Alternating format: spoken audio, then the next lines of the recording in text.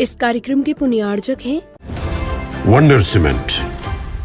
फर्क नजर आएगा।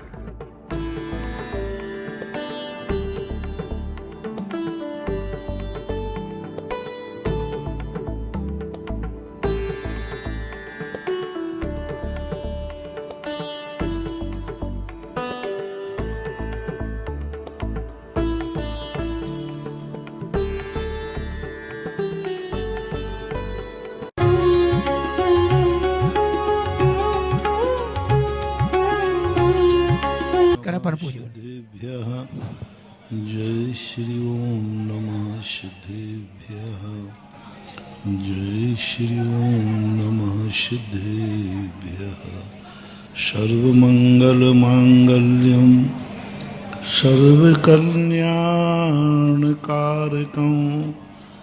प्रधानं सर्वधर्माणां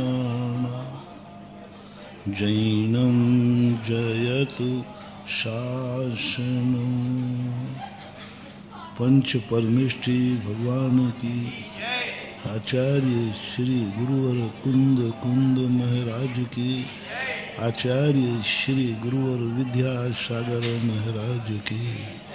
बोलो परम पूज्य आध्यात्मिक संत निर्यापकाचार्य तीज चक्रवर्ती मुनिपुंगव सुधासागर जी महाराज की जय।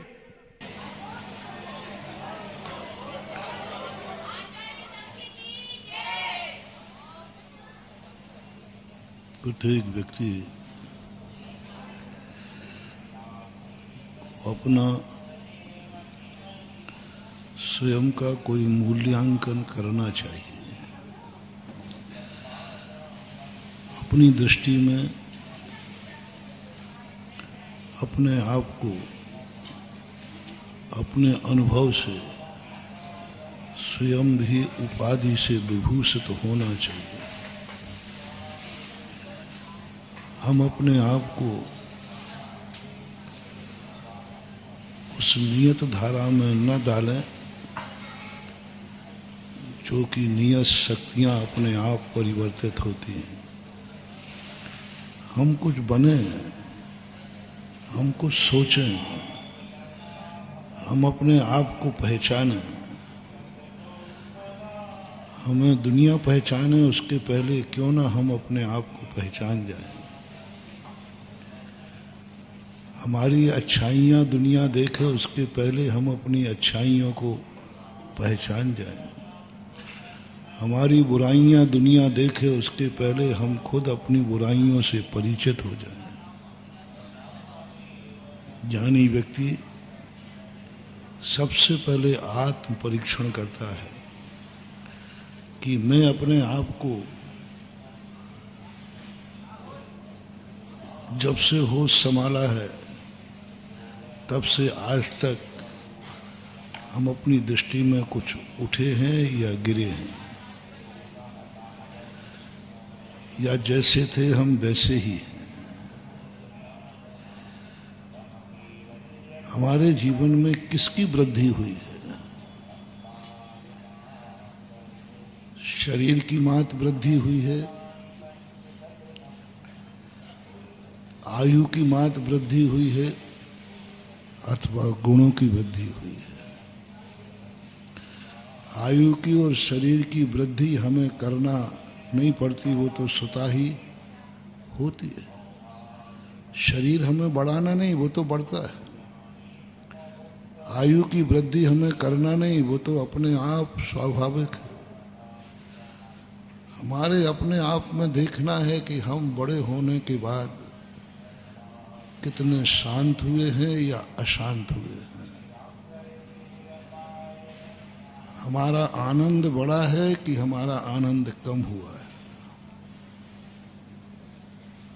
जिस क्षण से तुमने होश संभाला हो, जो तुम्हारे हाथ में नहीं था उसकी नहीं कह रहा हूं, जिस क्षण से तुम्हें होश संभाला है उसके बाद से तुम्हारे अंदर फीलिंग क्या हो रही है कि तुम पहले शांत थे बालक अवस्था में कि अब शांत हो? पहले क्रोध कसाय ज्यादा थी कि अब क्रोध ज्यादा हुआ है? क्या बड़ा है सोचना है। पहले हम ज़्यादा क्रोधी थे या अब क्रोधी हो गए? पहले ज़्यादा मान था, अब मुझ में कम मान हो गया। पहले कम मायाचारी थी, अब ज़्यादा मायाचारी हो गई। पहले हम में लोभ कम था, आज ज़्यादा हो गया। कहीं ऐसा तो नहीं कि सब कुछ हमारा, हम जैसे जैसे बढ़ते जा रहे हैं वैसे वैसे हम पतन को प्राप्त होते जा रहे हैं। प्रतिदिन जैसे बानिया अपनी दुकान का हिसाब प्रतिदिन मिला के सोता है कि आज जो सुबह पूंजी थी उसमें बढ़ी है या घटी है। घटी है तो चिंता को प्राप्त होता है, कल उसको कवर करने का प्रयास करेगा कि ये घाटा की पूर्ति कैसे करे। यदि बढ़ोतरी हुई है तो खुशी मनाएगा, उसको एडजस्ट कर इस बची हुई पूंजी का क्या करना है या विचार करके सोएगा। यदि बचत हुई है तो वो तुरंत सोचेगा कि यदि मेरे व्यापार में ये बचत हुई है इसको मुझे क्या करना है, एफडी बनाना है कि एडजस्ट करना है या सुरक्षित क्या करना है, वो जरूर सोचता है।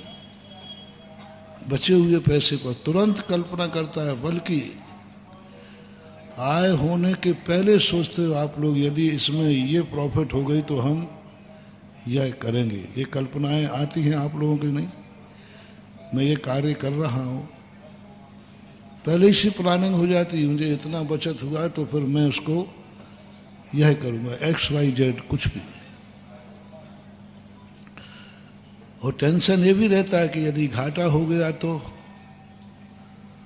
दोनों संभावना है। फायदे की उम्मीद ज़्यादा होती है, घाटे की कम होती है।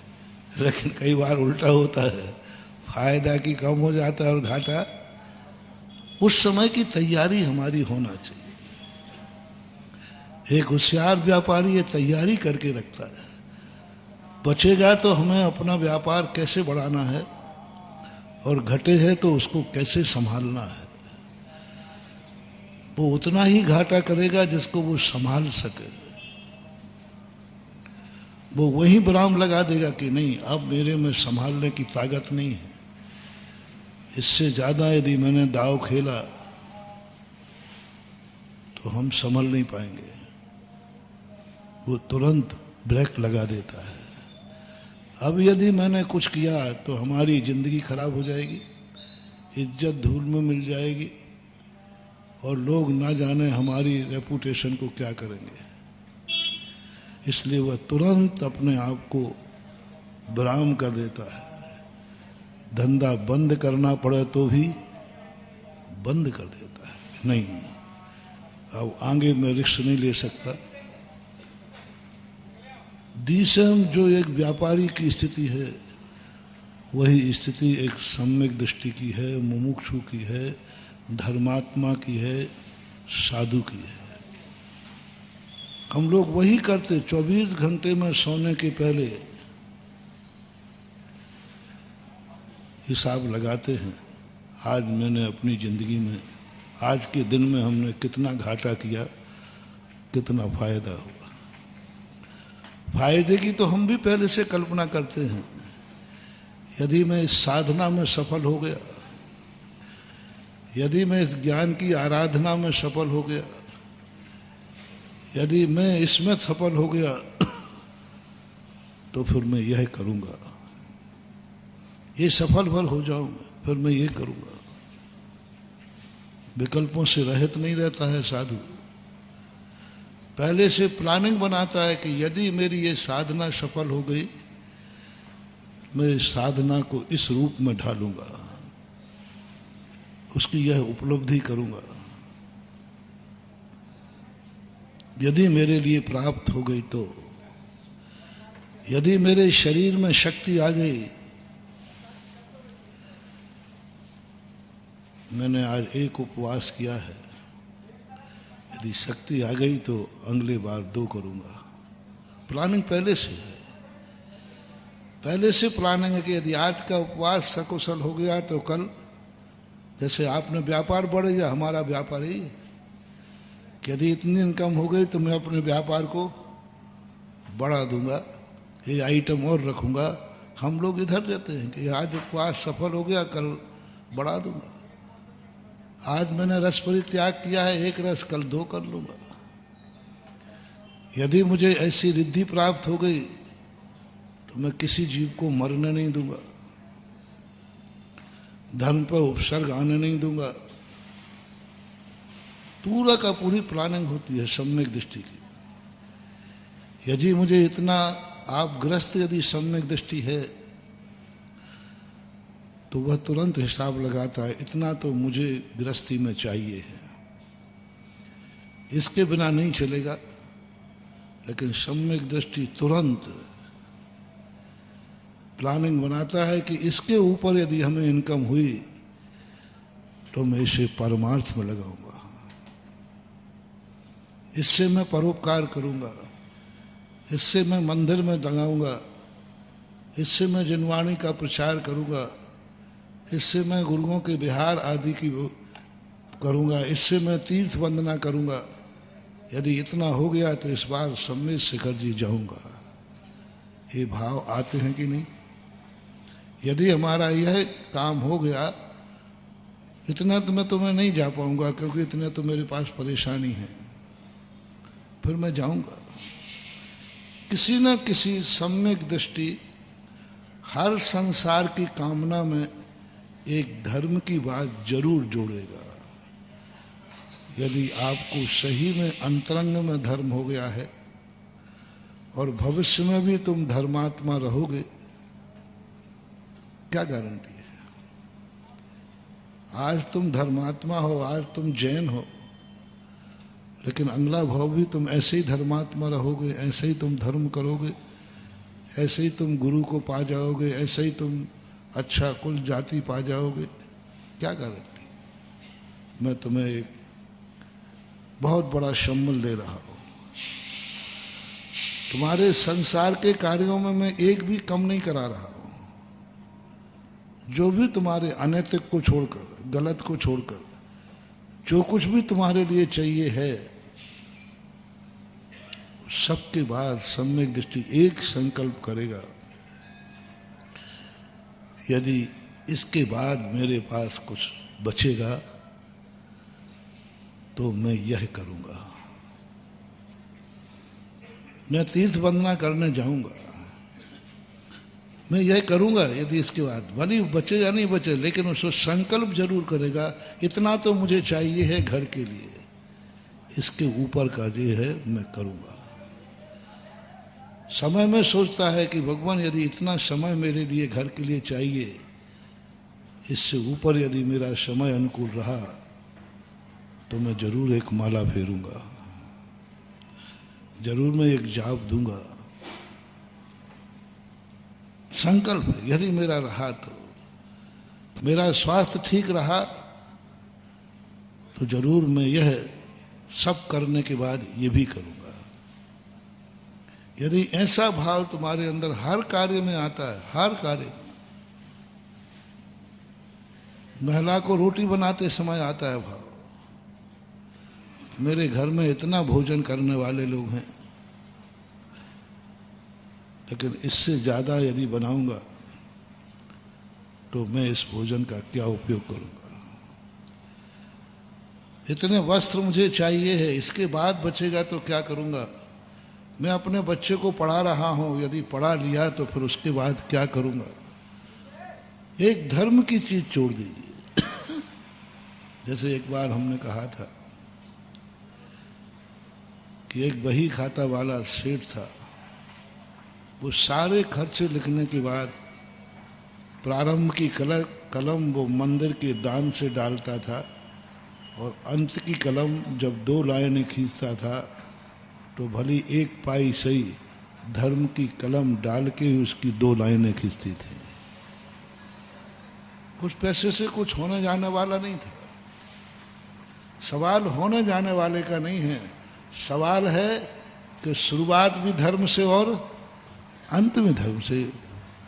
उसका मैंने पूरा भाई 1-1 पाई पर डली थी, एक भी पन्ना मैंने खुद देखा, लगभग 150 साल पुराना बही खाता था, एक भी पन्ने में भले उसने एक पाई डाला हो, पाई पहले पैसे ही कहलाते थे ना, पाई, खड़ा डंडा अलग था और आड़ा डंडा अलग था। खड़े डंडे 4 आने में आते थे, आड़ा डंडा कुछ पाई में आता था।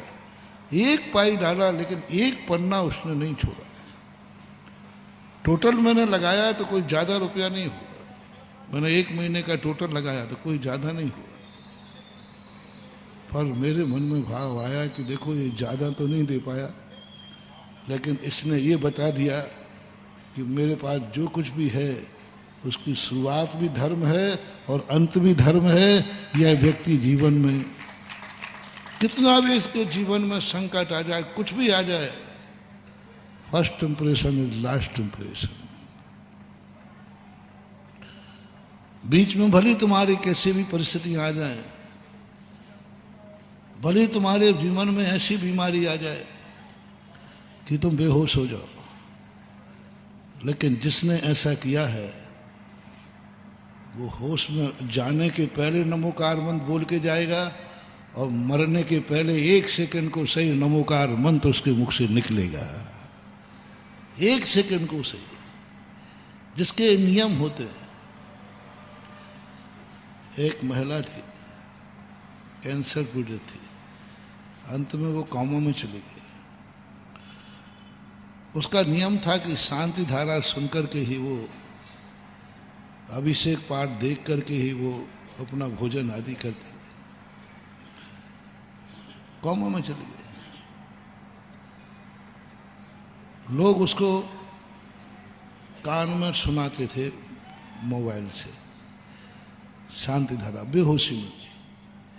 हमने कह दिया था कि भाई अपन को क्या मालूम, अंदर से सुन रही हो तो, बाहर से शरीर निश्चेष हो गया, अंदर चेतना हो। जब उसका नियम था तो कान में लगा दिया करो। हम कहीं भी रहते थे वो शांति धारा, वो सिस्टम जो भी बन जाता है बनाकर सुना देते थे। अब एकदम क्या हुआ, अंत में डॉक्टरों ने मना कर दिया कि अब ये बचने का कोई सवाल ही नहीं, कोई नहीं बचा सकता, 1-2 दिन की मेहमान है। जब लोगों ने कह रखा था कि महाराज जी इसका नाम बोल दिया करो, शांति से इसका वो हो जाए, जैसे नाम बोला, एक दिन उसी दिन जाने वाली है, उसका नाम बोला, उसने आंख खोल ली, बोले महाराज जी ने नाम बोला है, बोली ली के नहीं ली, क्योंकि उसे मालूम था कि महाराज बिना बोली के कढ़ाने वाले नहीं है। तो उसने कहा महाराज जी नाम बोला, बोली किस लिए कि नहीं ली। अब सब चौंक गए कि ये तो मुंह से बोल रही है। आँख खोल दी, तुरंत चालू था उसी जो हमारा सिस्टम। उन्होंने कहा महाराज जी इसकी तरफ से 1,11,000 की शांति धारा बोल दो। तो मैंने कहा भाई और उसकी तरफ से क्या बोलते, वो तो कामा में नहीं बोलो, वही बोल रही है, वो खुद बोल रही है। मैंने कहा अच्छा वो खुद बोल रही है। मैंने फिर दोबारा उसका नाम बोल दिया और बोल करके पूरी शांति धारा सुनी, पूरी शांति धारा सुनी और आंख बंद की और चली गई। खुद बोल करके, और कोई नहीं था महानुभाव। हुकम काका है ना, इनकी पत्नी थी।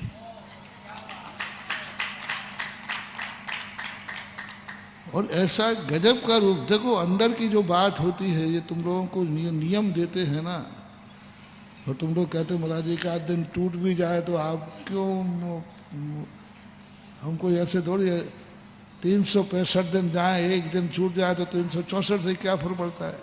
नहीं महानुभाव, जिस दिन छूट रहा है उसी दिन को जरूर पालो। ये सारी तुम्हारी मेहनत परेशानियां तुम्हारी आत्मा में संस्कार बन गई, और मरने के 1 मिनट पहले यदि नमोकार मंत्र निकल गया, मरने के पहले एक बार तुम्हें देव दर्शन करने को मिल गया, तो पूरी जिंदगी सुधर जाएगी, जन्म जन्म सुधर जाएंगे। इसलिए अपने जीवन को एक ऐसा किसी भी चीज को रूढ़ी मत मानना। अपने पूर्वजों ने जो कुछ नियम बनाए हैं उसमें पीछे बहुत लंबी कहानी छुपी रहती है, भले अपन समझ पाए या न समझ पाए, उसका रीजन बहुत बड़ा होता है। और ये स्थितियां बन जाती है, उसको अंत में तुम्हारे लिए काम आएगा। कैसे भी परिस्थिति आ जाएगी, तुम बिल्कुल एकदम अब तुम सोचोगे कि बस हमारा तो अब दिवालिया होना ही निश्चित हो गया। आप तो निश्चित हुआ है, अभी हुए नहीं हो। और यदि तुम्हारा और तुम्हारे पूर्वजों ने कभी धर्म के प्रति ऐसा नियम लिया हो तो आप देखना, कुड़की करने वाला भी तुम्हारे दरवाजे आ जाएगा। सब कुछ मिटने वाला है। और अंत समय ऐसा व्यक्ति आएगा कि सारा पासा पलट जाएगा और तुम्हारी इज्जत बच जाएगी। बहुत बार देखा है, बहुत बार मेरी जिंदगी में बहुत अनुभव हुए। लोग कहते महाराज जी अब बस कुछ नहीं हो सकता, अब तो है ही। मैंने कि नहीं, अभी 1 मिनट बाकी है, अभी 1 मिनट, और 1 मिनट में भी काम होते हुए देखे गए। हताश मत हो। और मैं तो कभी हताश होता ही नहीं हूं। अंतिम सेकंड तक भी मैं आस रखता हूं, और वो सेकंड भी निकल जाए तो मुझे लगता है कि नहीं, ये मुझे पुनः तैयारी करने का मौका मिला है। हताश तो है ही नहीं। हमारे कोष में मैं कभी हथियार नहीं डालता, ना तो किस्मत के सामने। कितने ही विपरीत किस्मत हो जाए, मैं किस्मत से कहता हूं मैं हथियार डालने वाला नहीं हूं। कितनी भी प्रतिकूल परिस्थितियां आ जाए, मैं हथियार डालने वाला नहीं हूं। कितना भी लोग सामने स्पष्ट कहें महाराज अब क्या उपाय है, मैं कहता हूं उपाय मुझे पता नहीं, लेकिन आशा है। और मान लीजिए हमारे लिए हो गया तो कोई बात नहीं, ये विफलता हो सकता है। हमें कुछ अच्छे नंबर से, हमें उस समय एक व्यक्ति के ऊपर वो आया कि वो अच्छे नंबरों से पास हुआ, लगभग उसके 60-65% नंबर थे, वो पास हुए, लेकिन उसने पास का सर्टिफिकेट नहीं दिया। वो उसी क्लास में फिर आ गया। लोगों ने कहा भैया तू तो पास हो गया, बोले नहीं मैं 1 साल और इसी क्लास को पढ़ूंगा। और मैंने कहा तू पागल है, जो पास हो गया है, फर्स्ट क्लास आ गया है। बोले नहीं महाराज मजा नहीं आया पास होने में। क्या कहा, पास होने में मजा नहीं आया।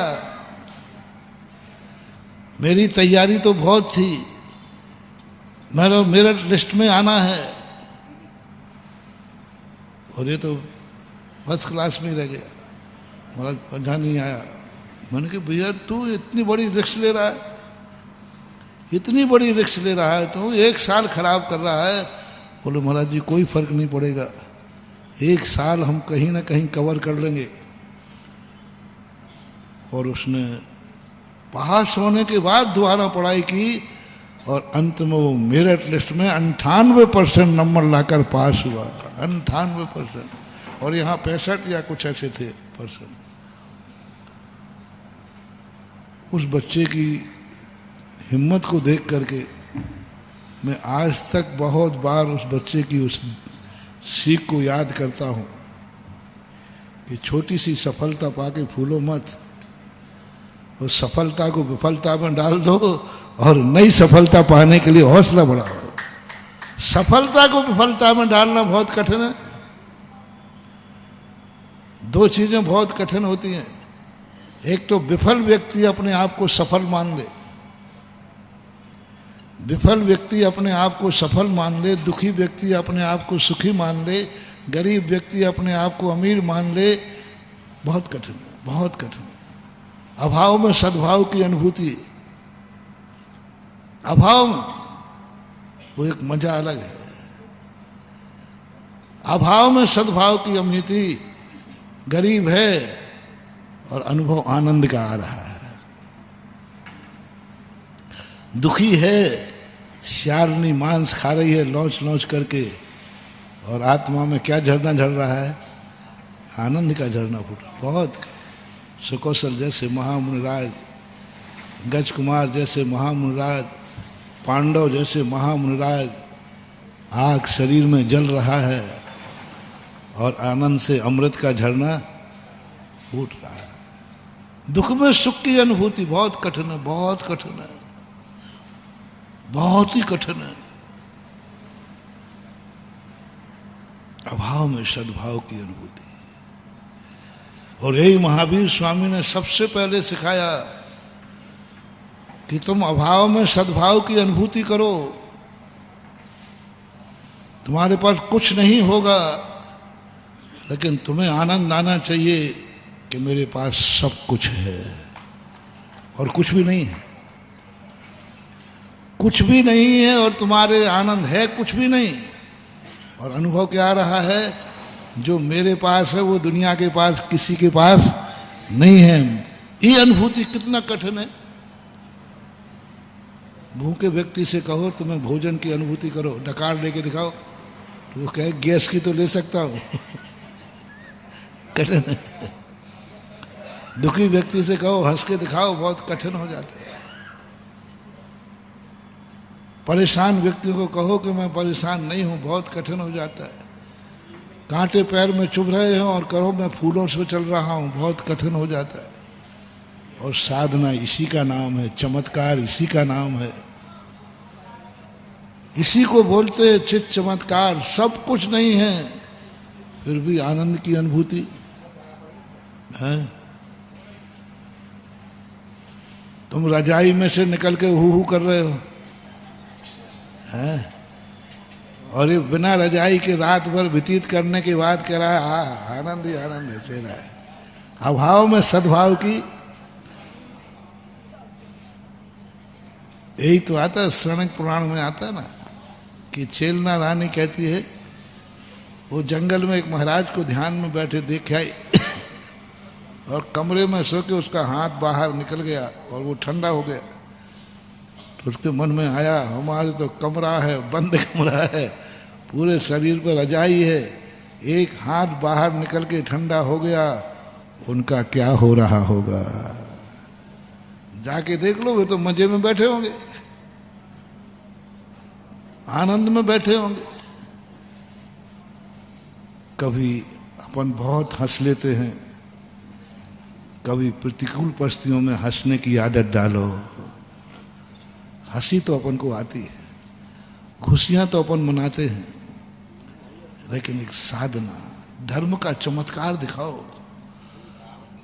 धर्म ने हमारे ऊपर इतना किया है, अपन धर्म का चमत्कार दिखाएं, दुनिया को दिखा दें। लोग कहते हैं धर्म क्या करता है? बोले धर्म क्या करता है? दिखा दो इन दुनिया को। दुनिया सुख में हंसती है, सम्यक दृष्टि दुख में हंसता है, ये दिखा दो। है कोई माई का लाल हंस के दिखाए? विपरीत परिस्थितियों में हंस के दिखाए? हमने एक विकार कहा था ना, ये गुण हमारे आचार्य श्री में था, शायद बताया था, बहुत बड़ा गुण था। जिस दिन उनका मूड ऑफ हो या कुछ गड़बड़ हो, कोई टेंशन हो, उस दिन वो भी खूब हंसते थे और हम लोगों को भी हंसाते थे।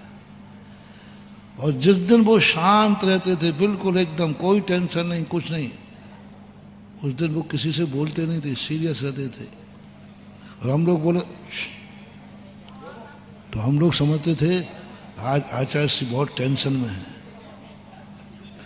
तो हम लोग बाहर चर्चा करते, आज कोई मत जाना, आचार्य श्री बहुत टेंशन में बैठे हैं, बहुत टेंशन है उनको, किसी से बोल नहीं रहे, किसी को देख नहीं रहे, कुछ नहीं कर रहे।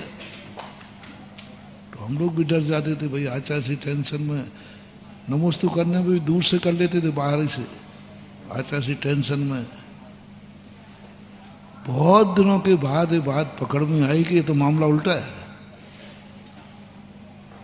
ये मामला उल्टा है। आज आचार्य श्री बिल्कुल शांत हैं, इसका अर्थ है कि आज वो टेंशन फ्री हैं और वो अपने आप में रहना चाहते हैं।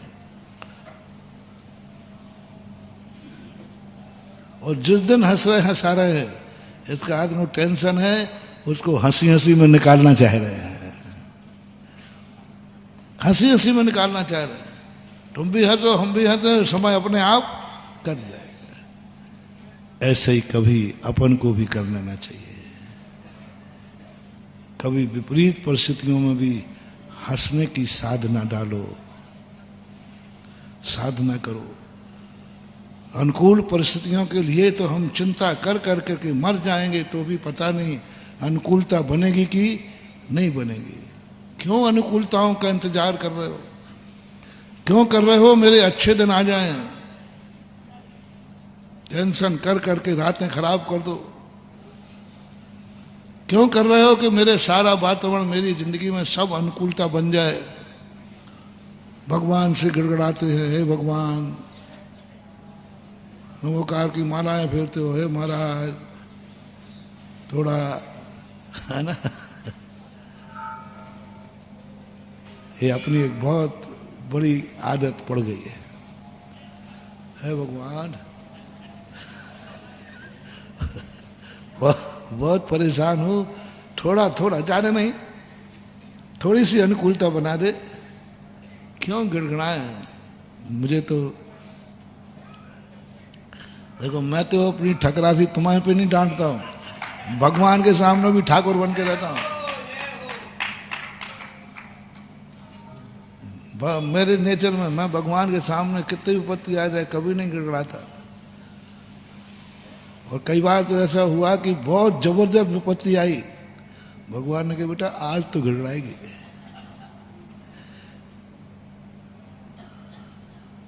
नहीं, क्यों गिड़गिड़ाए?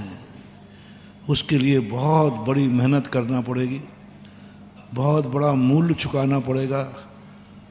आज भगवान का दर्शन मुझे बिल में चुकाना पड़ेगा। मैं भगवान का दर्शन करने गया, वो दर्शन का जो फल है महानुभाव, अनमोल है, अकथनीय है, और वो हमारा किस में चला जाएगा? बिल में। आज का दर्शन संकट के नाम, वो आप पढ़ते ना, आज की शाम फलाने ना।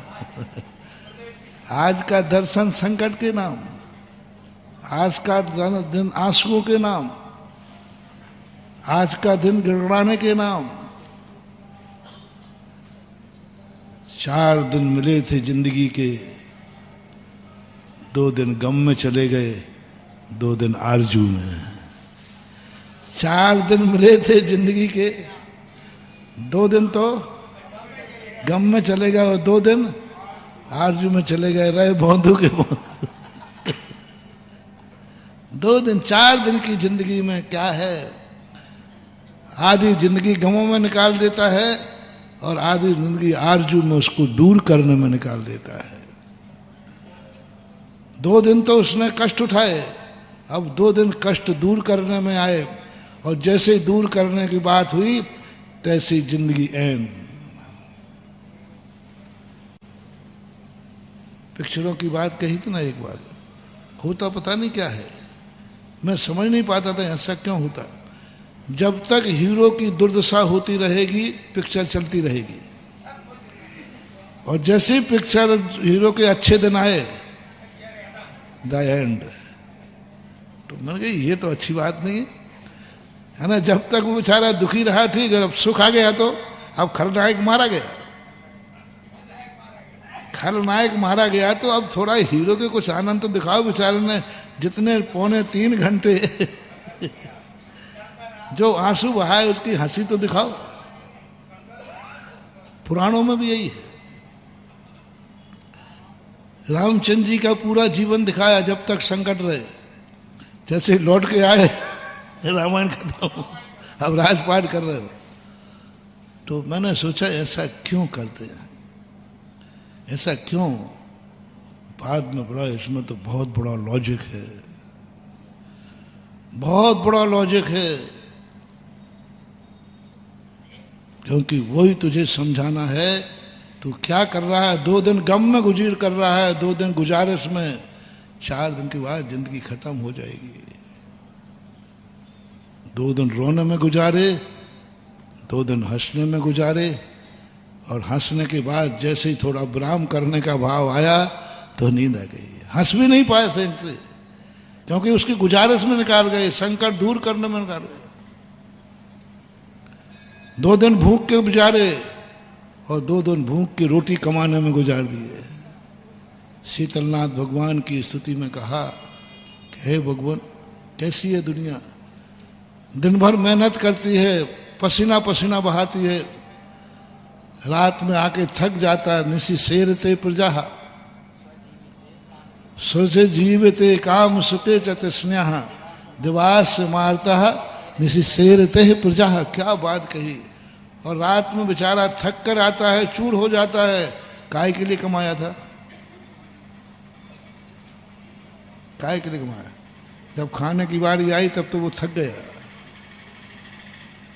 यानी दिन भर कमाने में निकाला, रात भर थकान दूर में निकाली, और फिर सुबह चल बेटा टट्टू चल। क्या है? थक जाता है। आनंद कहाँ है? जिस कार्य करने के बाद विश्राम की जरूरत पड़े, थकने की जरूरत पड़े, वह कार्य नहीं है, वह मजदूरी है।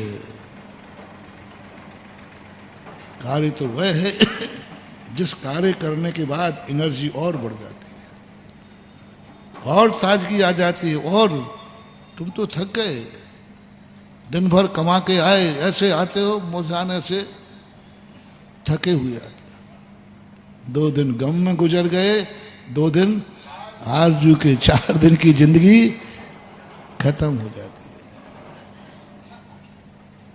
अब एक ही साधन बचा है, एक ही साधना, भगवान का दर्शन कहीं आरजू में न निकल जाए। भगवान तेरा दर्शन बहुत दुर्लभ है। ये मत समझना कि मैं थोड़ा अहंकारी हूं। नहीं नहीं नहीं, भगवान के सामने, तुम्हारे सामने थोड़ी बहुत दादागिरी दिखा देता हूं, लेकिन भगवान और गुरु के सामने तुम्हें मालूम होना चाहिए मैं कितना छोटा बन जाता हूं, मैं कितना लघु बन जाता हूं। ये मेरा अहंकार नहीं है कि मैं भगवान के सामने गिड़गिड़ाता क्यों नहीं हूं, क्यों नहीं गिड़गिड़ाता हूं, क्यों नहीं रोता हूं, क्यों नहीं मांगता हूं, क्यों नहीं संकट में उनके दर्शन करने जाता हूं। नहीं, मेरा सोच इतना सा है कि भगवान का दर्शन इतना अनमोल है, इतना अनमोल है कि मैं रोने में निकाल दूं। भगवान का दर्शन इतना अनमोल है, इतना अनमोल है कि मैं उसे गिड़गिड़ाने में निकाल दूं, मैं उन्हें रोने में निकाल दूं, मैं अपनी कमियां सुनाने में गुजार दूं। भगवान का इतना अनमोल दर्शन है कि हम अपने दुख की कहानी सुनाने में उनका दर्शन निकाल दूं। अरे ये भगवान का दर्शन तो ऐसा मिला है, ये अनमोल है, इसकी कीमत करो। भगवान का दर्शन दुर्भाग्य सुनाने के लिए नहीं है, उनका दर्शन करना ही अवभाग्य है। हम सौभाग्य मारे हैं। अवभाग्य मेरो उदय आयो, अरे उनका दर्शन ही सौभाग्य, और हम दुर्भाग्य सुना रहे। हम दुर्भाग्य सुनाने के लिए भगवान मेरे दुर्भाग्य हैं, मेरे कर्म फूट। और शास्त्र क्या कह रहे हैं कि भगवान का दर्शन हो नहीं रे सौभाग्य है। अब बोलो, मैं दुर्भागा हूं, मैं परेशान हूं, मेरा सोच बता रहा हूं, मैं पुण्यहीन हूं, सब कुछ है। शास्त्र कह रहे हैं कि भगवान का दर्शन सौभाग्य है, पुण्यवान को मिलता है, महान पुण्यवान को मिलता है, जन्म जन्म के पुण्य से मिलता है। अब बताओ हम 2 में से किसका अनुभव करूं, दुर्भाग्य का कि सौभाग्य का? बोलो, शास्त्र में लिखा है कि नहीं है भगवान का दर्शन महा सौभाग्य से मिलता है, जन्म जन्म के पुण्य से मिलता है, उनके सामने दर्शन। और हम अपना कर्म जो है हमें दुर्भागी बनाए बैठा है। और हम भगवान के सामने खड़े हैं। एक और मेरा दुर्भाग्य है और एक भगवान के दर्शन का सौभाग्य है।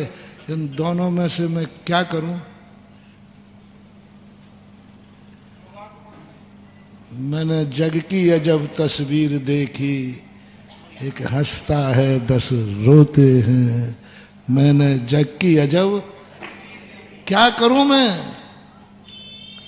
महादेवी वर्मा की एक बहुत बड़ी कहानी थी, कविता थी, जगत प्रसिद्ध थी। मैं क्या करूं? एक और हंसते चेहरे देखूं, एक और हंसते 1000 रोते चेहरे देखूं। मैं क्या देखूं? बोलो, ये समस्या है अपने सामने।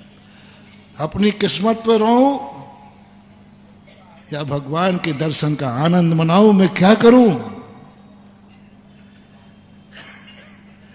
समझ रहे हो ना आप लोग? किस्मत पर रहूं या भगवान के दर्शन पर? समय फिक्स है। किस्मत पर रोने में निकाल दो या भगवान के दर्शन के आनंद में निकाल दो। फैसला अपने हाथ में है। समय सीमित है, समय सीमित है। दर्शन का समय सीमित है, फिक्स है। जैसे जिंदगी फिक्स है, दिन भी फिक्स है, मंदिर के खुले रहने का टाइम भी। ज़्यादा टाइम लगा दोगे माली तो एक आध दिन थोड़ा लेट हो गया ना, वो माली बैठे रहेगा, 2-3 बार वो बर्तन गिराएगा और कुछ ना कुछ करेगा और फिर नहीं उठो। साहब मंदिर बंद होने का समय आ गया, हम क्या बैठे ही रहेंगे? और ज़्यादा कहेगा तो ठीक है बैठे रहो, चाबी और पकड़ो, बंद करके चले जाइए। हैं? हाँ, चलो। और नहीं तो तुम्हें चाबी पटक देगा, भाई तुम संभालो, हमने बंद करके चले जाओ, मैं तो जा रहा हूं। समय फिक्स है। किस्मत को रोने में दिन गुजार दूं या प्रभु भगवान के दर्शन का आनंद ले लूं, बस फैसला यही है। 99% जब सौभाग्य का दिन मिलता है हम रोने में गुजार देते हैं। आनंद के आंसू नहीं, वो तो आए तो कोई बात नहीं, गम के आंसू, गम के आंसू।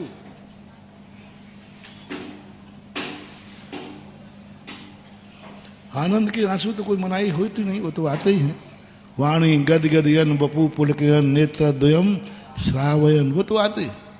गम के आंसू और प्रभु के सामने, गम के आंसू और गुरु के सामने, गम के आंसू और भक्तांबर में, गम के आंसू नवोकार मंत्र में, गम के आंसू और पूजा में नहीं। मेरा नेचर है, मैं अपनी बता रहा हूं। मेरा मन भी करता है, मैंने कहा नहीं भगवान, आपका समय बहुत कीमती है, मैं तो ठलुआ हूं, बैठा रहूंगा, रोने में क्या लग रहा है? रोता रहूंगा, बैठा रहूंगा, हम गड़गड़ाते रहेंगे। आपका समय बहुत कीमती है। आप सिद्धालय से मेरे सामने आकर बैठे हैं, मैं आपका समय अनमोल है। और मैं तो कहता हूं बस उस किस्मत की विपरीत परिस्थितियों में प्रभु के सामने मुझे अवभाग्य की अनुभूति होती है, यही मेरी सबसे बड़ी उपलब्धि है। सबसे बड़ी साधना मैंने एक ही की है, भगवान तू जब भी मिलेगा मैं दुर्भाग्य का नहीं सौभाग्य का अनुभव करूंगा। दुर्भाग्य का नहीं, मैं दुर्भागा हूं, मैं कर्महीन हूं, मैं पुण्यहीन हूं। मेरे जीवन में भी सुख दुख आते रहते हैं, लेकिन प्रभु तेरे दर्शन के सामने मैं सौभाग्य का अनुभव करूंगा कि मैंने कितना सौभाग्य है मेरा कि तू मुझे दर्शन दे रहा है। कितना सौभाग्य है कि मैं तेरा दर्शन कर रहा हूं। बस वो समय अपने महानुभाव सौभाग्य की अनुभूति हो जाए, निश्चिंत हो जाओ। दुर्भाग्य ठहर नहीं सकता, दुर्भाग्य ठहर नहीं सकता, क्योंकि हमने भगवान के सामने कितने परेशान होकर सौभाग्य माना है। अब दुर्भाग्य ठहर नहीं सकता। दुर्भाग्य तुम मंदिर से बाहर निकलोगे, दुर्भाग्य कहेगा भाग यहाँ से, ये तो सौभाग्यशाली होके आ रहा है, इतने सौभाग्य का आनंद का अनुभव किया है, ये तो अभाव में भी सद्भाव कर रहा है, ये तो दुख के दिनों में भी हंस रहा है, इतना दुर्भाग्य है इसका, फिर भी सौभाग्य मान रहा है। कभी ऐसे क्षण भी आया करें। ये स्थिति सुदामा की थी। सुदामा बहुत दुर्भाग्य था, दुर्भाग्य हो गया था, लाले पड़े थे खाने के, लेकिन जैसे ही उसको मित्र मिला, मित्र भी मुश्किल से मिला था, अब मित्र के मिलने का सौभाग्य और अपनी किस्मत का दुर्भाग्य दोनों एक साथ सामने थे। कथा पढ़ाई नहीं करो, मैं कथा कम पढ़ता हूँ, लेकिन कथा का अर्थ ज्यादा सोचता हूँ।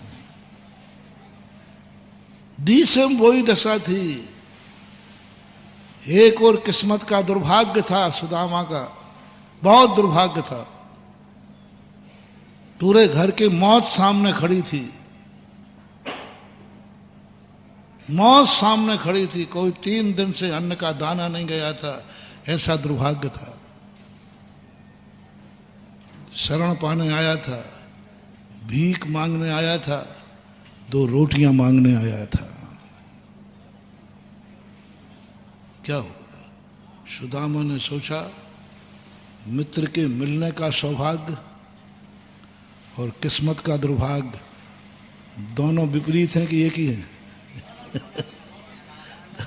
अग्नि और पानी के समान है, दोनों एक साथ ठहर नहीं सकते। एक और मेरी किस्मत का दुर्भाग्य और एक कन्हैया के मिलने का सौभाग्य। सुदामा ने किसको चुना?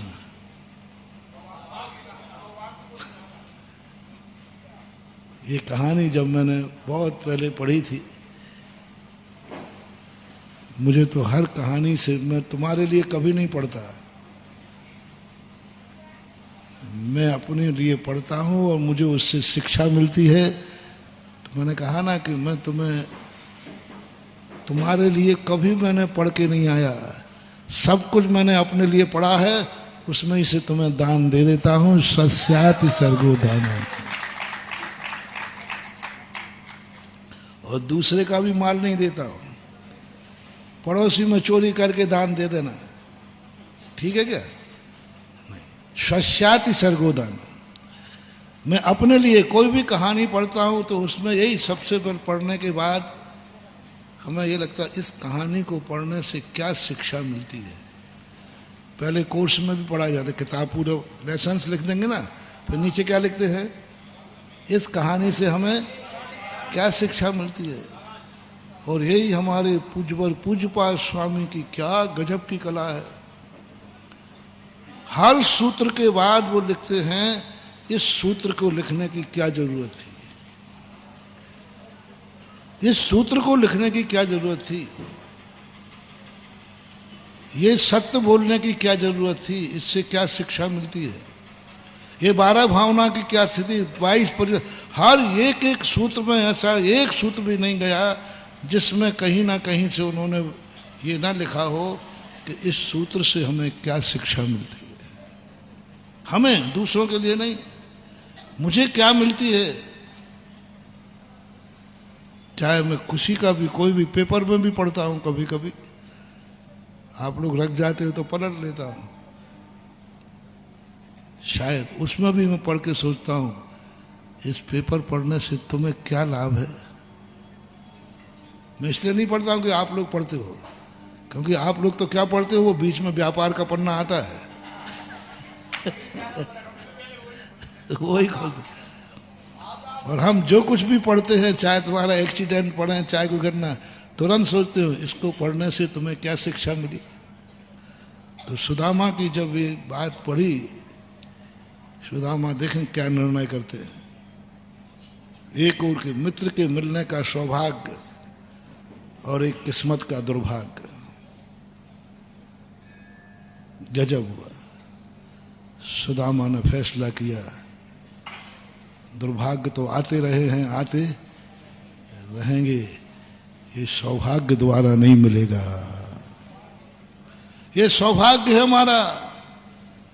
संसार की समस्याएं तो थी और रहेंगी, और कोई कितना ही कर देवे, यदि किस्मत में नहीं लिखा है तो वो सोने की किसिल्ली भी क्या बन जाता है, अंगारे बन जाता है। इस दुर्भाग्य को समय बर्बाद मत करो। भगवान भी कर भी देंगे तो थोड़ी देर कर देंगे, फिर जो कहते हैं हो जाएगा। एक बीमारी दूर हो जाएगी, दूसरी बीमारी चालू हो जाएगी। यदि अपनी किस्मत खराब है ना, तो आप देखना, आग लग जाए तो पानी भी घास लेट तेल बन जाता है। द्वारका में बना था। अच्छे के लिए दवाई खाओ और वो रिएक्शन कर जाती है। किस्मत यदि खराब है तो कुछ भी नहीं, मत रोते बैठो। मैं तुम्हें बहुत बड़ा मोटिवेशन दे रहा हूं महानुभाव। मेरे पास वो मंत्र नहीं है माला फेरने वाले, लेकिन मेरे पास ऐसे मंत्र हैं कि बेटा ले लो तो जिंदगी सुधर जाएगी, जैसे हमारी सुधर गई। हर चीज में मंत्र है। सुदामा ने चुना सौभाग्य, नाच उठा, झूम उठा, चेहरा खिल रहा है, पेट में दम नहीं है, पैर लड़खड़ा रहे हैं और चेहरा से नाच रहा है। कन्हैया कह रहे हैं कि सुदामा तू, तेरा पेट बता रहा है, तेरी हालत बता रही है, और तू नाच रहा है। मैं नाचूं तो फिर भी ठीक है, तू नाच रहा है। बस यही दीवाने हो गए कृष्ण जी, जिनके दुनिया चरण पखारती थी, उन्होंने सुदामा के चरण पखार दिए। दुर्भाग्य को श्रद्धांजलि दे दी। कोई दुर्भाग्य नहीं। काय का दुर्भाग्य? दुर्भाग्य तो जब तक था जब तक मित्र नहीं मिला था। अब मित्र मिल गया है तो दुर्भाग्य कैसा, सौभाग्य है। जब तक नहीं मिला था तब तक दुर्भाग्य था, अब तो मिल गया। कृष्ण समझ गए, बोले ऐसा मित्र नहीं मिलेगा। मित्र तो आते ही जम के फटकार लगाता है, तू यहां बैठा है मैं मर रहा हूं, तू यहां बैठा है मैं मर रहा हूं, मेरी दशा थी। तो एक पता नहीं आते ही सब सुनाना शुरू कर देते। जैसे आप लोग 10 महाराज दिखे नहीं और परेशान तुम फूट पड़ते हो तुम लोग भगवान के सामने। है भगवान तू वहां बैठा है, यहां देख। आता है कोई कन्हैया एकदम स्तब्ध रह गए। ऐसा भी मित्र होता है। मित्रता में मैं फेल हो गया, सुदामा जीत गया। कृष्ण ने कहा मैं फेल हो गया। सच्चा मित्र कौन? जो विपत्ति में मित्र के काम आवे। सच्चा साथी चाहे कोई भी हो महानुभाव, बुरे दिनों में यदि तुम्हारा साथ कोई दे दे तो समझ लेना वह सच्चा साथी है। अच्छे दिनों में तो 10 लोग आ जाते हैं, लेकिन बुरे दिनों में सगा भाई भी करनी काट लेता है। भाई तो छोड़ो, बेटा का भी कोई भरोसा नहीं है, और बेटा को तो छोड़ो, बाप का भी कोई भरोसा नहीं है। कोई सब करनी काट लेते हैं। पुण्य के चेहरे हैं सब। थोड़ा ही सा प्रतिकूल परिस्थिति विपत्ति आ जाए, अच्छे अच्छे लोग साथ छोड़ देते हैं। श्री कृष्ण कहते हैं गलती मेरी, मैं मित्रता में फेल हो गया। मेरा मित्र इतने कष्टों में पड़ा रहा, मैंने खबर भी नहीं ली। मैंने एक बार भी नहीं सोचा कि सुदामा का क्या हाल है। ओहो मेरी गलती है। और आज सुदामा इस हालत में होकर के मित्रता मना रहा है।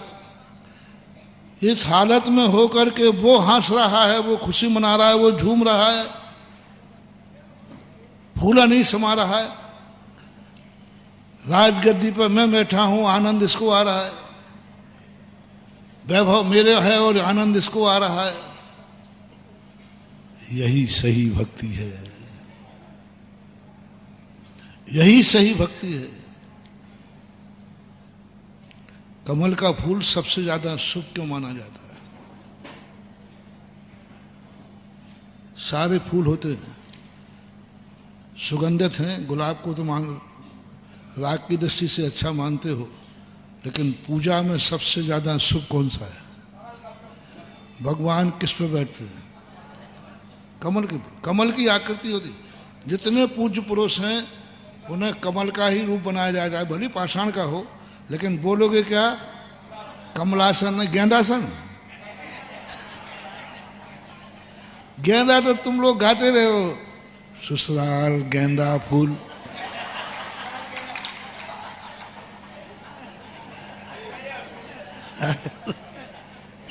कान बंद थोड़ी करता हूं, तुम सुनाते थे। तुम तो मुझे कुछ भी सुना देना, मेरी फैक्ट्री में सब प्रवचन बन जाता है।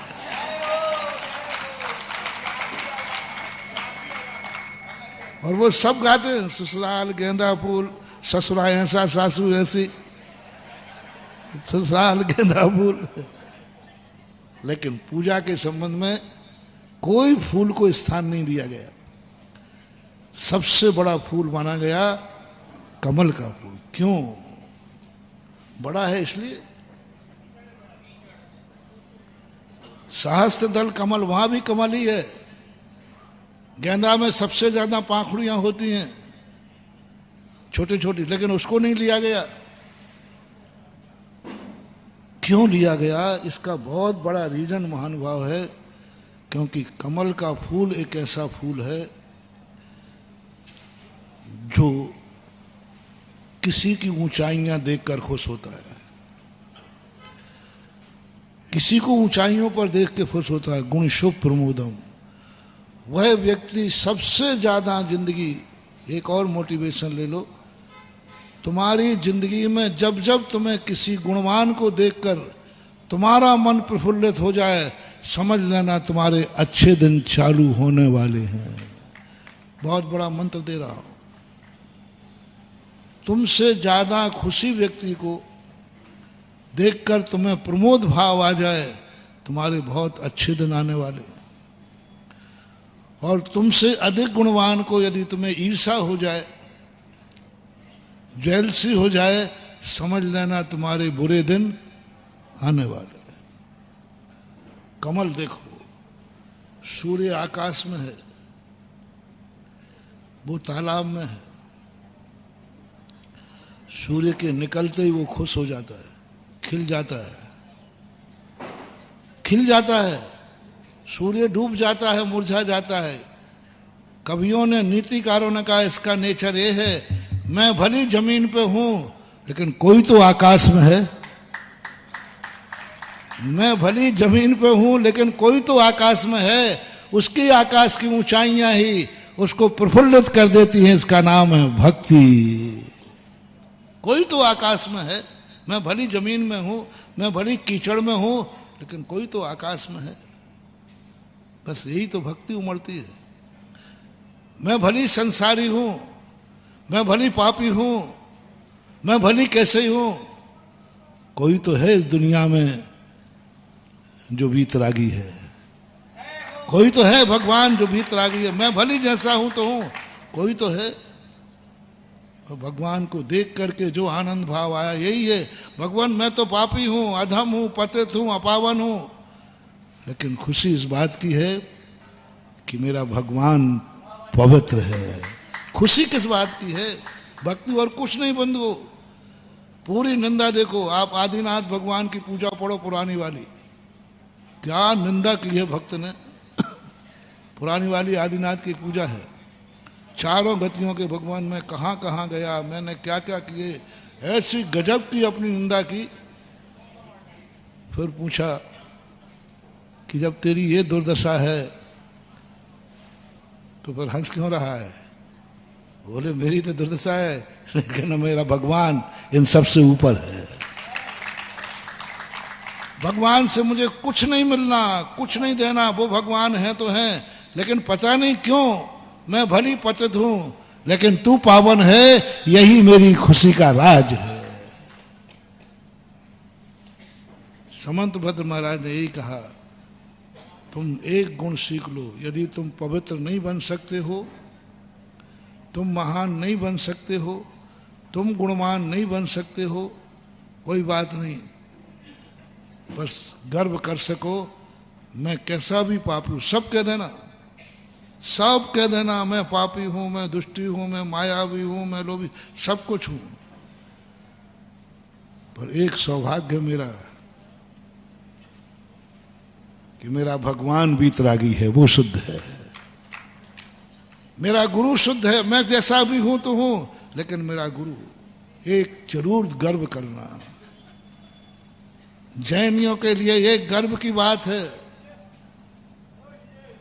सब कुछ तुम्हारे पास है पाप, लेकिन मेरा गुरु निर्दोष है, मेरा गुरु वीतरागी है, मेरा भगवान 18 दोषों से, तुम मेरे में 18,000 दोष हैं, मेरे में 2-4 और बढ़े तो बढ़ा लेना, लेकिन गर्व से बोलना, लेकिन मेरा भगवान 18 दोषों से रहित है, इस पर मुझे गर्व है। इसी का नाम भक्ति है।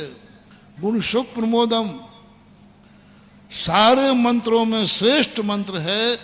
तुम कुछ भी नहीं करो, कुछ भी करने की जरूरत नहीं, बस गुण सुख प्रमोदम, गुणवान को देखकर तुम प्रमोद हो जाओ, आनंद से भर जाओ। तुम्हें वो कुछ नहीं दे रहा है, उससे कुछ मिलने वाला भी नहीं है, वो देगा भी नहीं, लेकिन तुम्हें मुस्कुराना है, अवभाग्य मानना है।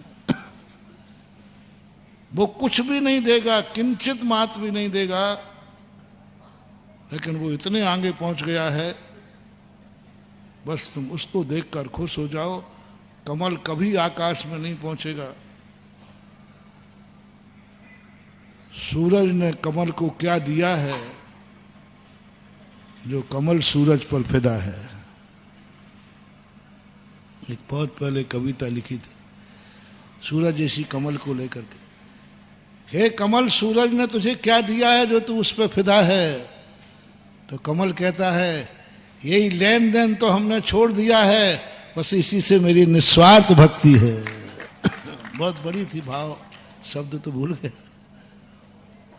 और जब मुझे पता चला कि ऐसी भक्ति हो, हमारी भक्ति में स्वार्थ की गंध आती है, थोड़ा सा भी हमें स्वार्थ नहीं दिखता है, क्या करेंगे मंदिर जाकर, क्या मिलेगा वहां, क्या मिलेगा वहां, क्या करेंगे मंदिर जाकर के, क्या होता है भक्तांबर पढ़ने से, क्या होता है अभिषेक करने से, क्या होता है महाराज के पास जाने से, क्या मिलता है, वो क्या देते हैं।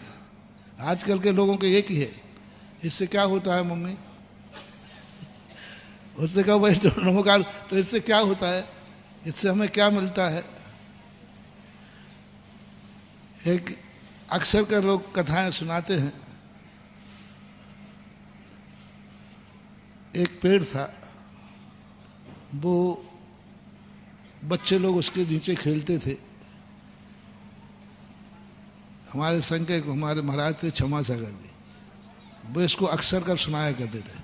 वो सुनाते सुनाते रो पड़ते थे, उनकी आदत थी, वो सुनाते सुनाते रो पड़ते थे। कि एक पेड़ था, उसके नीचे बच्चे खेलते थे, पेड़ को बड़ा अच्छा लगता था, बहुत अच्छा लगता। उसके पत्ते लौंचते थे, कोई पत्ते फाड़ता था, कोई डाली तोड़ देता था, उसको बहुत अच्छा लगता था। उसको यही अच्छा लगता था कि मेरे पत्ते तोड़ने पर, मेरी डालियाँ तोड़ने पर इन बच्चों को खुशी मिलती है, यही उस पेड़ की खुशी थी। कुछ देर बाद उसके पत्ते सूख गए, तो बच्चों ने उसके पास आना बंद कर दिया और बच्चे स्कूल जाने लगे। तो एक दिन बच्चे वहां लगा, पेड़ ने कहा, अब क्यों नहीं आते यहाँ, अरे तेरे पास अब है क्या, पत्ते मत्ते तो है नहीं, छाया माया तो है नहीं, क्या करूंगा तेरे पास आके।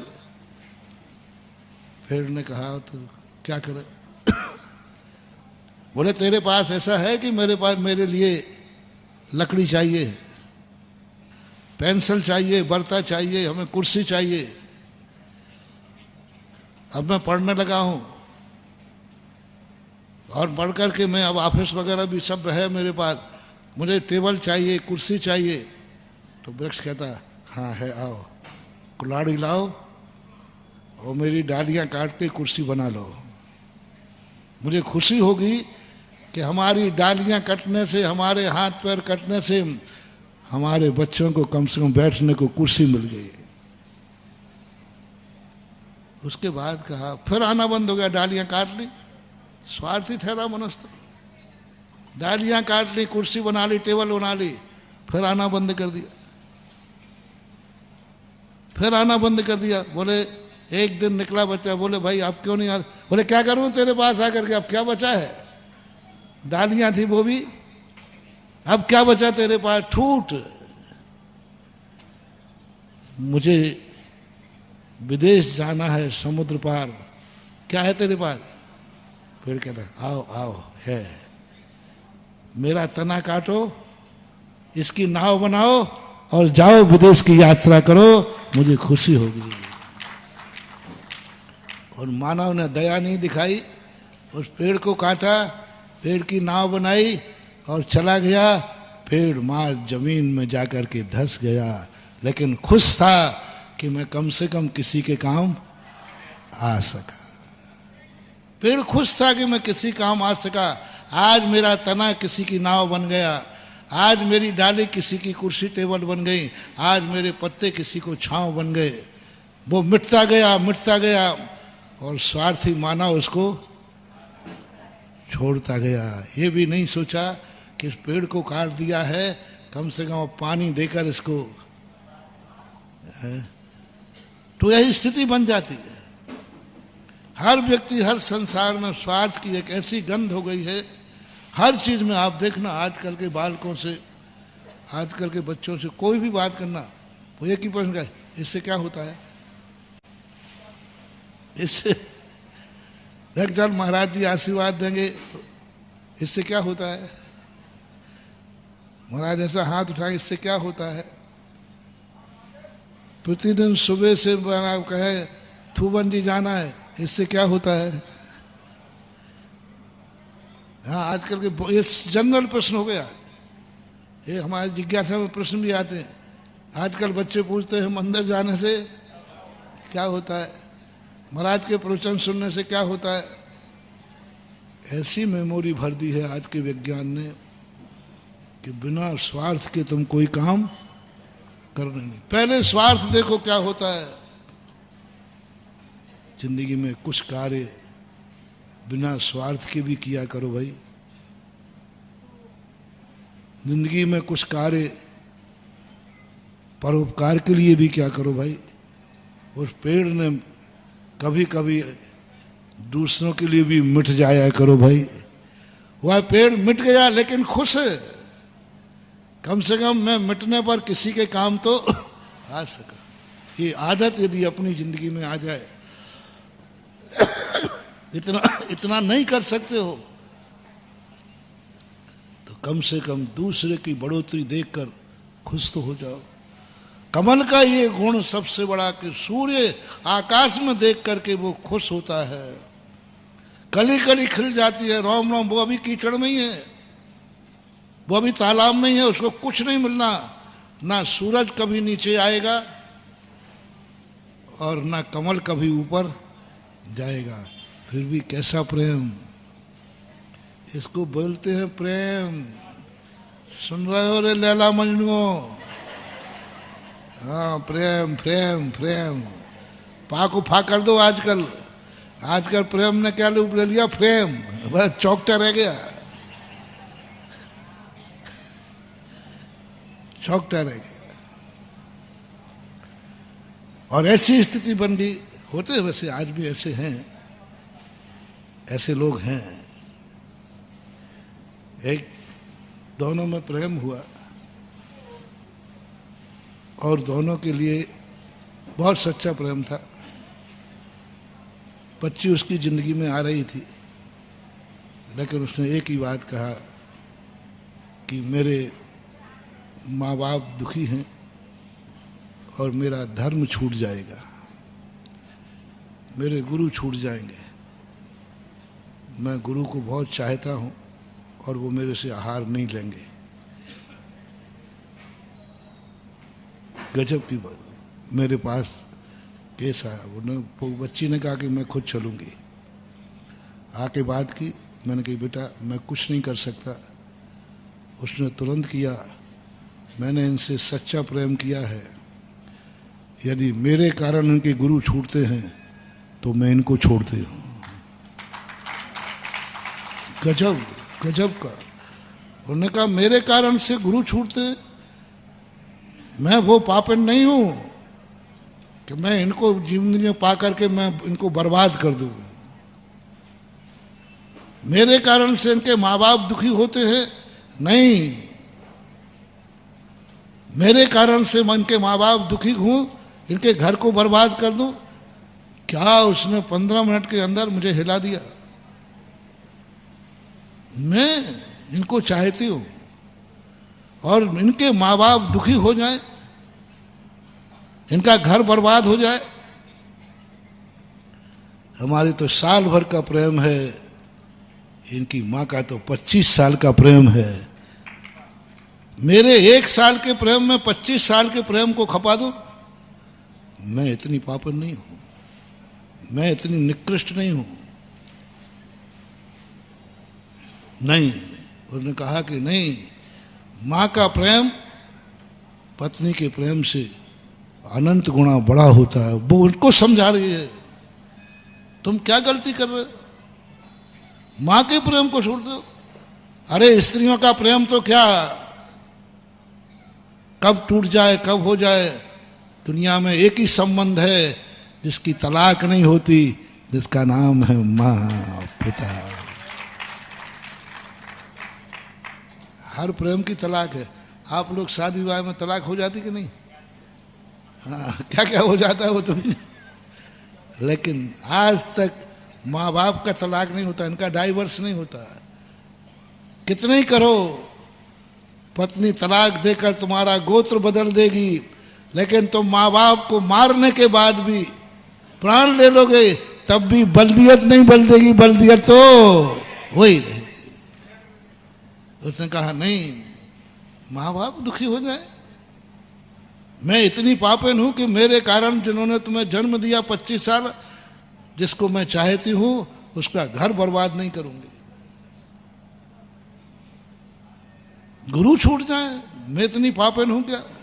तुम्हारा धर्म छूट जाए, तुम्हारी समाज छूट जाए, नहीं। उसने समझाया, मैं यदि तुमसे सच्चा प्रेम करती हूं तो तुम्हें बर्बाद नहीं होने दूंगी, धर्म से दूर नहीं करूंगी। मजबूरी थी, वो स्थिति ऐसी थी,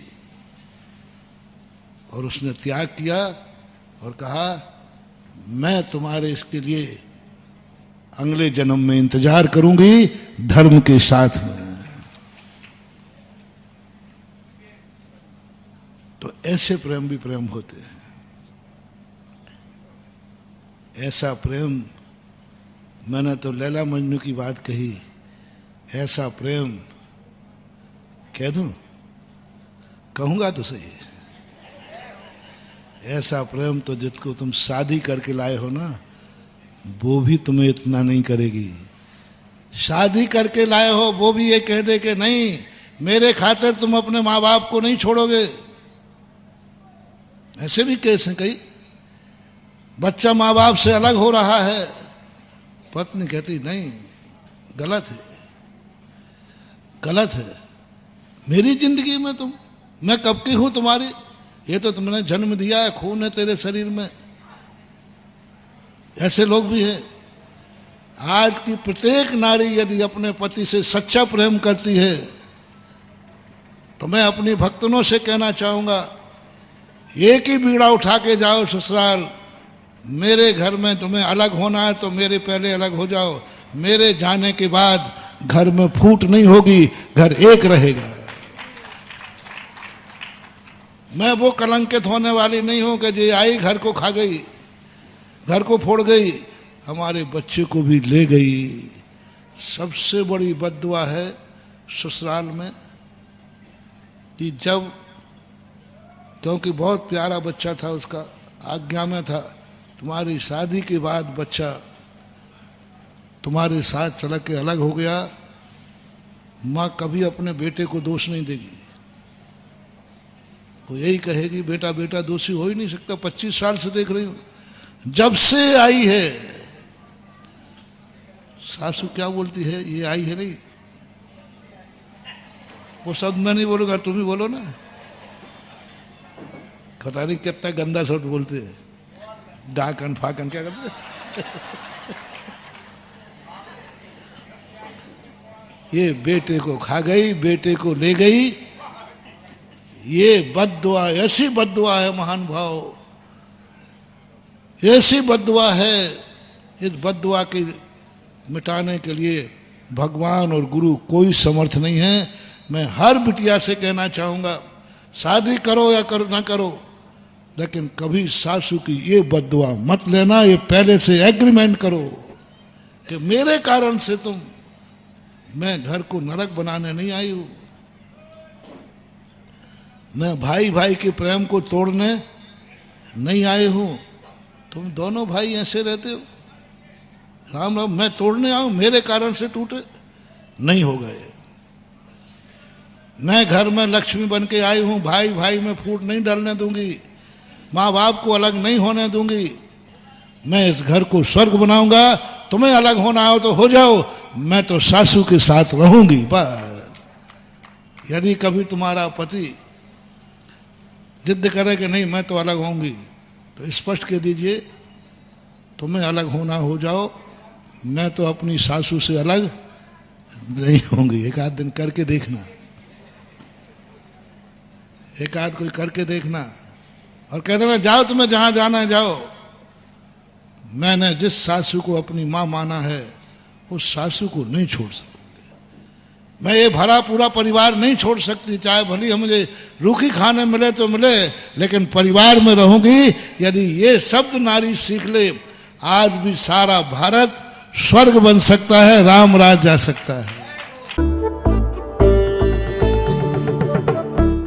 इस कार्यक्रम के पुण्य आर्जक थे वंडर सीमेंट, फर्क नजर आएगा।